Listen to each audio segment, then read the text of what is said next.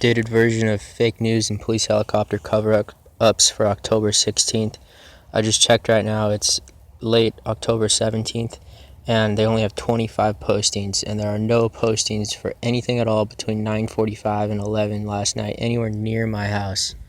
So they're making up some kind of bull story to say that wasn't even the police helicopter or something. Like, who was it? A civilian? Like, come on.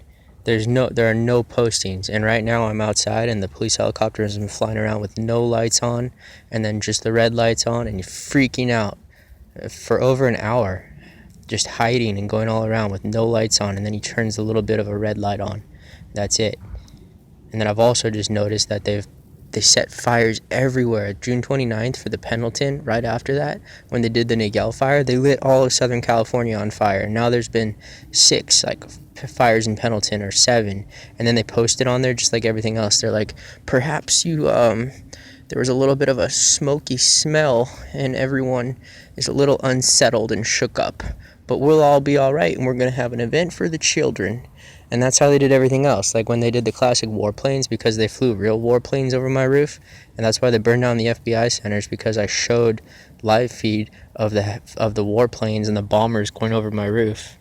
And so that's why they burned those more fires. Wow, I didn't even think about that. More fires right there. They burned down the FBI centers on Magazine Road and stuff like that with all of the evidence. And so, it's too much. All right, so then the Pendleton fire, and then like with the classic warplanes then, so they flew them over my house, and then they had a air show for the classic warplanes in Santa Ana, and I've looked that up, and it goes all around the nation and stuff.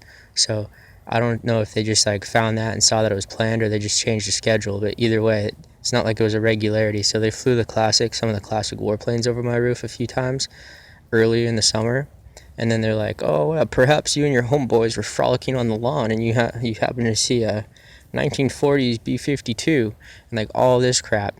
They're like, all right, well, we'll get the children out there. And now I have to look stuff up because they did Superhero in the Park Day at Oso Park nearby, and they had a guy with a jetpack, and I know that they had every kind of military air helicopter and plane in the world out, and that was a cover-up. And they had all the people that have been screwing me over and the civilians getting paid out there in lawn chairs participating like dumbasses. Those are just a few things, and I feel like now that a lot of the stories and a lot of the fake news the good people aren't even aware of.